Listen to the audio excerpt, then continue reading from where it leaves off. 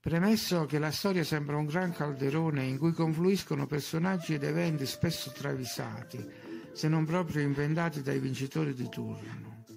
Premesso che nessuno storico ufficiale ha mai approfondito cosa fosse effettivamente Tartaria o la sua collocazione temporale e che nessuno ha mai verificato chi vivesse in precedenza nelle Americhe o chi abbia costruito la maggior parte dei monumenti e delle strutture ciclopiche antiche e soprattutto in che modo si è riuscito a farlo, premesso tutto ciò siamo quasi autorizzati a credere che viviamo in una realtà costruita. Dopo la caduta di Roma, Bisanzio-Costantinopoli fu designato in un concilio come Nuova Roma o Seconda Roma. Lo Stato bizantino era solido e la città fondata da Costantino durò molti secoli, perché la religione gli dava un'importanza superiore a tutte le altre città. Poi l'imperatore Basilio chiese aiuto al principe Vladimir di Kiev, il quale con i suoi variaghi stabilì un'alleanza che portò la Rus di Kiev a essere scelta come terza Roma. Vladimir il Santo immerse il popolo nelle acque del Dnepr per convertirlo al cristianesimo e stabilì la metropolia di Kiev, l'insieme delle chiese che più tardi fecero capo a Mosca, definita anch'essa Terza Roma.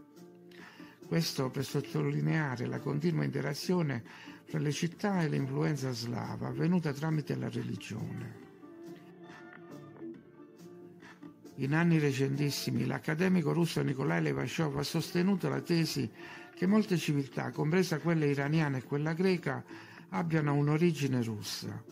Per quanto riguarda in modo specifico l'Italia, rileviamo la presenza dei cognomi Rossi e Russo fra i più diffusi e le centinaia di parole che hanno una pronuncia uguale a quelle russe. Apparat, appetit, arena, arsenal, balcon, cupol, effect.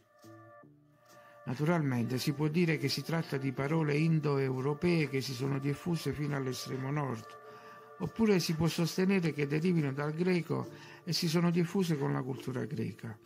Ma può essere vero allo stesso modo il contrario. L'albero genealogico delle lingue può essere disposto con le radici a nord.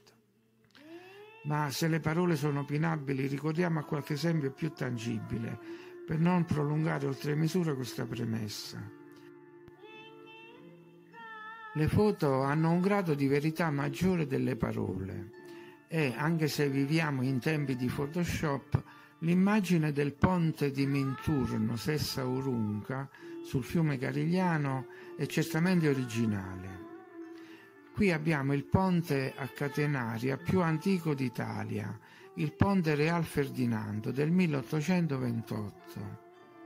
Ce ne sono ancora, come quelli in Toscana, ma questa è una caratteristica curiosa, la presenza di due sfingi egiziane.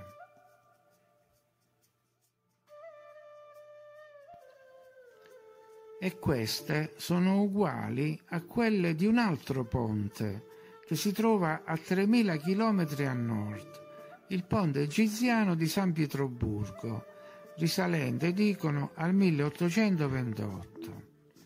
Quindi, chi ha costruito i due ponti e chi ha influenzato chi?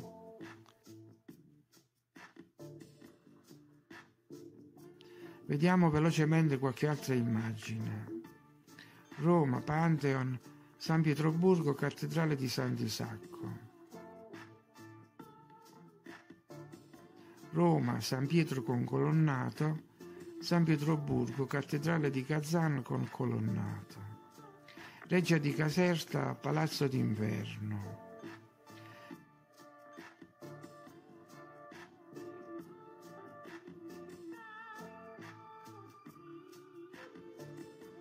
Grifoni in Italia, Grifoni a San Pietroburgo. E per finire il Palazzo Minguzzi a Bari del 1926, simile al Palazzo Singer o Casa del Libro di San Pietroburgo, inaugurato, quindi costruito chissà quando, nel 1904.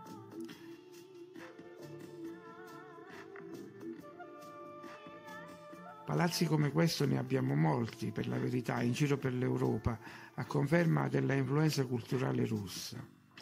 Per concludere, quindi, sembra che molti monumenti in Italia abbiano il loro riferimento a San Pietroburgo, la quale si delinea come una città unica e completa, una città madre.